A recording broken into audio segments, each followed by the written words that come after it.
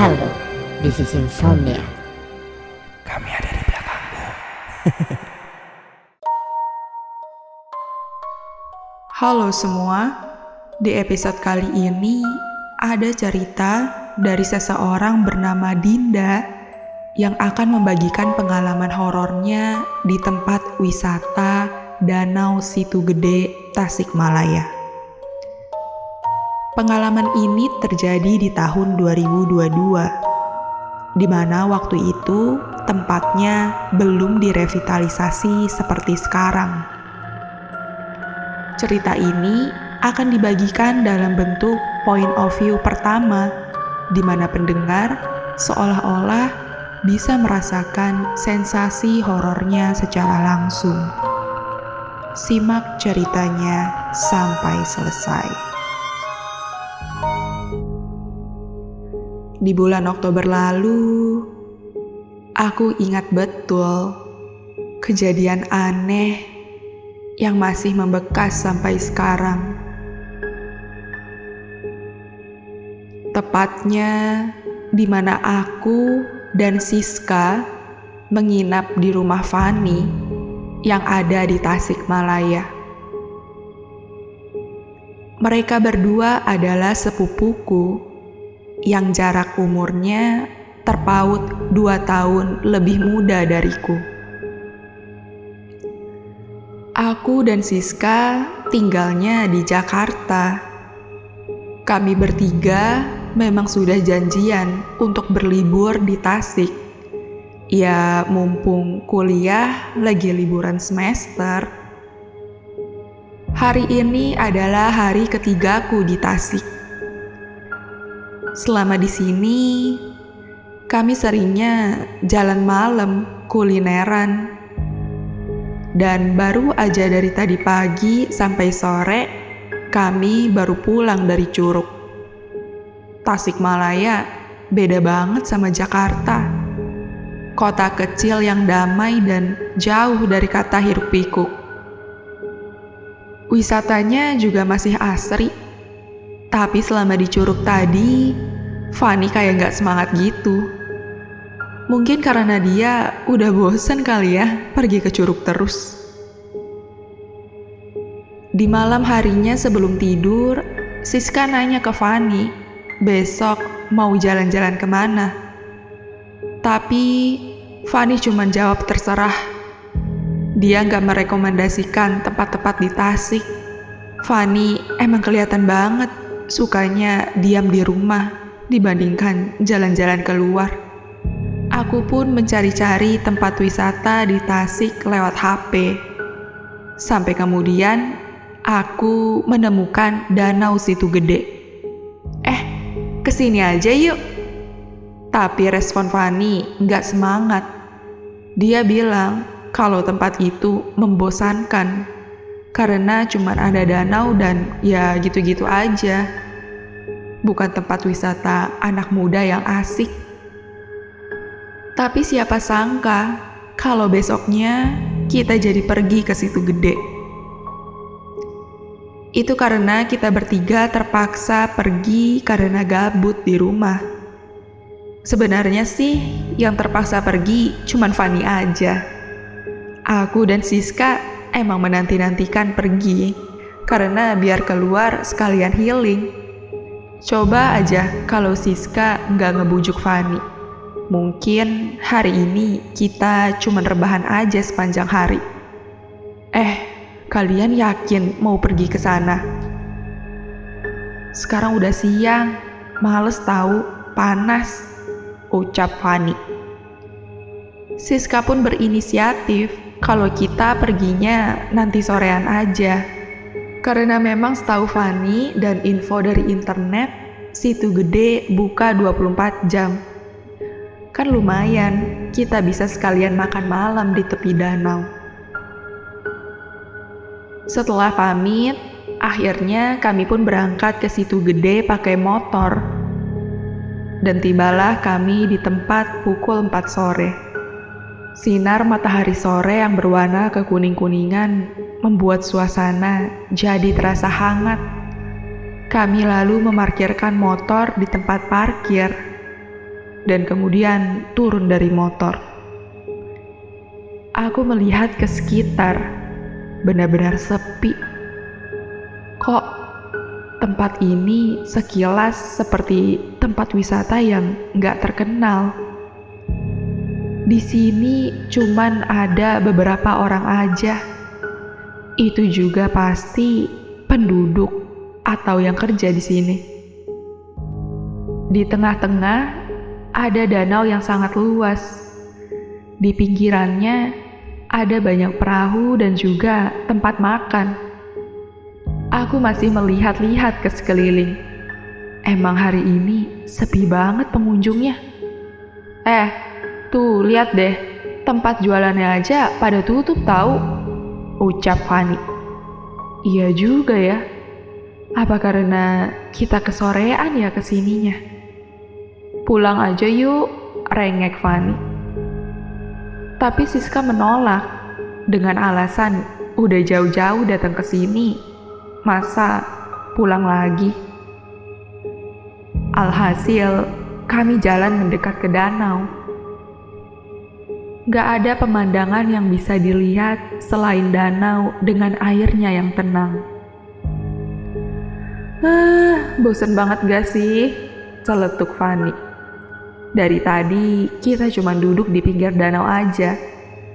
Mau naik perahu bebek, tapi orang yang ngejaganya gak ada. Jadinya ya kita cuma foto-foto aja. Aduh, punggungku tiba-tiba terasa seperti dilemparin batu. Dan ketika aku lihat ke belakang, ada seorang bocah yang kira-kira berusia 6 tahunan. Dan di tangannya ada batu kerikil. Kamu? Bukannya pergi sehabis ditegur. Dengan polosnya, ia masih melemparku batu kerikil. Aduh, tuh bocah kenapa sih? Siska kemudian menghampiri bocah itu. Tapi dia malah lari menjauh. Dasar gak jelas. Kami kemudian lanjut menyusuri sekitar danau. Mengikuti kemauan Siska, yang mana ia sekarang jalan paling depan. Sedangkan aku dan Fanny jalan bersebelahan di belakangnya. Kami sampai jalan melewati rumah-rumah penduduk dan berhenti di salah satu warung. Memang kalau danau di sini tuh emang udah tercampur dengan rumah penduduk. Kami bertiga kemudian jajan di warung sembari duduk di kursi panjang. Kursi itu menghadap ke warung dan aku duduk di paling pinggir, di mana sebelah kiriku adalah Fanny dan sebelahnya lagi Siska. Kenapa Van? Tanyaku padanya. Fanny melihatku bingung. Kenapa apanya? Kamu nyolek aku kan? Pundak kiriku terasa ada yang nyolek. Fanny menggeleng serius sambil melanjutkan minum. Aku pun mengabaikannya dan kembali mengunyah cemilan. Aduh, Van, kenapa? Ketusku. Kali ini colekannya terasa sekali. Fanny melihatku bingung. Ia bersumpah kalau ia gak ngapa-ngapain. Lagian kamu lihat sendiri kan, dari tadi aku makan. Mana sempet nyolek-nyolekin kamu? Ucap Fanny. Iya juga sih, dari tadi kedua tangan Fanny sibuk megang makanan. Apa jangan-jangan Siska ya yang nyolek aku dari belakang? Tapi sebelum aku negur Siska, aku mau memergoki dia ketahuan menyolekku. Aku lalu melihat ke kiri. Kedua tangan Siska lurus terletak di atas meja sambil memegang HP. Sedangkan tangan Fanny sibuk memegang cemilan. Dan saat aku tengokkan wajah ke depan kembali, tiba-tiba pundak kananku terasa dipukul dari belakang. Aku sontak langsung melihat ke belakang, tapi gak ada siapa-siapa di sana. Duh, itu tadi siapa yang mukul pundakku? Kedua lenganku terasa bergidik seketika. Kalau Fanny sama Siska kan gak mungkin mukul, tapi di belakangku gak ada siapa-siapa. Ya Allah, tadi itu apa ya? Kok aku jadi ngerasa takut gini? Din, ayo jalan lagi, teriak Siska. Hah? Iya. Aduh, aku terkejut saat melihat Siska dan Fanny sudah berdiri jauh dari warung. Ternyata dari tadi aku bengong. Kami lalu masih jalan menyusuri pinggir danau. Jalan kali ini berbeda dari sebelumnya. Sekarang lebih banyak pohon dan entah kenapa terasa seperti di tengah-tengah bukit. Mungkin karena efek udah mau maghrib juga kali ya. Duh, punggungku kembali dilempar sesuatu. Saat aku lihat ke belakang, itu adalah bocah laki-laki tadi. Dasar, kamu ya yang tadi mukulin aku di warung. Aku benar-benar kesal dan langsung mengejar dia. Aku meninggalkan sepupuku dengan berlari ke arah yang berlawanan.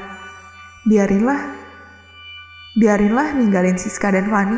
Lagian ini tempat juga gampang ditelusuri. Yang penting dia ketangkep. Kesel banget aku sama tuh anak. Aku lari menyusuri pohon-pohon, di mana tanah yang aku pijak ini bukan lagi jalur pejalan kaki. Tapi anak itu larinya kenceng banget. Sampai kemudian ia menghilang dari pandanganku. Kemana lagi tuh bocah? Cepat banget hilangnya. Lalu saat aku melihat ke sekitar lagi, di tepi danau ada seorang remaja laki-laki. Aku pun menghampirinya dengan maksud untuk menanyakan bocah tadi. Ketika aku semakin mendekat, aku sedikit terkejut saat ngeliat tubuh remaja itu basah kuyup. Baju dan celana yang dipakai benar-benar basah, seperti baru aja keluar dari air. Maaf, Dek, ada lihat anak kecil gak di sini? Tanyaku. Ia tidak merespon. Wajahnya terlihat linglung, mencari-cari sesuatu. Kepalanya ditengokkan ke sana kemari, dan sesekali ia melihat ke danau. Cari apa, Dek? Tanyaku lagi. Ia lalu berhenti mencari. Wajahnya langsung ditengokkan ke arahku. Matanya merah banget, bibirnya juga pucat mengkerut. Tiba-tiba jantungku mulai berdegup cepat. Anak ini kok kelihatan serem sih. Saya nyari dompet, Teh. Tadi jatuh di danau. Loh, udah tahu jatuh di danau, tapi kok malah nyari di tanah sini? Kamu yakin dompetnya jatuh di danau? Iya, Teh. Itu dompet teman saya, ucapnya sembari melihat-lihat ke tanah. Aku lalu melihat ke sekitar. Gak ada satupun orang di sini. Yang tandanya teman dia juga gak ada di sini. Tapi kalau dipikir-pikir, ini anak kok ngomongnya agak ngelantur ya. Kamu udah tahu dompetnya jatuh di danau, kok malah nyari di sini? Tanyaku penasaran. Tadi saya udah berenang, Teh. Teteh mau gak lihat saya berenang? Wajahnya tersenyum menyeringai padaku. Entah kenapa, bulu kuduku jadi merinding. Ia lalu naik ke tembok pembatas danau yang tingginya sepinggangku. Dengan sigap, tangan ia letakkan di tembok dan ia hentakkan sebagai penumpu kaki yang diangkatnya. Lalu ia berdiri di atas tembok itu dan bilang padaku, "Nih, Teteh lihat ya, aku mau loncat." Dan ia pun langsung loncat ke dalam danau itu. Aku langsung mendekat ke pembatas dan melihat ke bawah, tapi tidak ada anak itu. Loh, dia kemana? Tapi kok airnya tenang banget? Bukannya kalau ada yang masuk, airnya bergerak? Diriku jadi panik gak karuan. Detak jantungku berdegup cepat. Belum ada 5 menit berlalu, tiba-tiba tubuh anak itu muncul ke permukaan. Tapi yang muncul hanya kepalanya yang mengambang. Wajahnya sangat pucat, matanya terpejam, dan mulutnya menganga. Aku benar-benar kaget. Ya Allah, aku sontak berteriak minta tolong. Suaraku serak banget, sampai tanganku gemetar hebat. Kedua kakiku tiba-tiba terasa lemas sekali. Sampai kemudian sepupuku pada datang. Itu tuh tolongin, ada orang tenggelam. Aku langsung menunjuk ke tempat anak tadi tenggelam. Tapi saat aku lihat, anak itu sudah tidak ada di sana. Tadi ada yang tenggelam loh di situ. Suaraku benar-benar serak, sampai diriku menangis ketakutan. Fanny kemudian memanggil bapak-bapak untuk menolong. Lalu ketika bapak itu datang, ia melihatku dengan kaget dan bertanya ada apa. Aku kemudian menjelaskan dengan cepat kalau ada remaja laki-laki yang tenggelam karena mencari dompet temannya yang hilang. Bukannya panik, respon bapak itu hanya terdiam.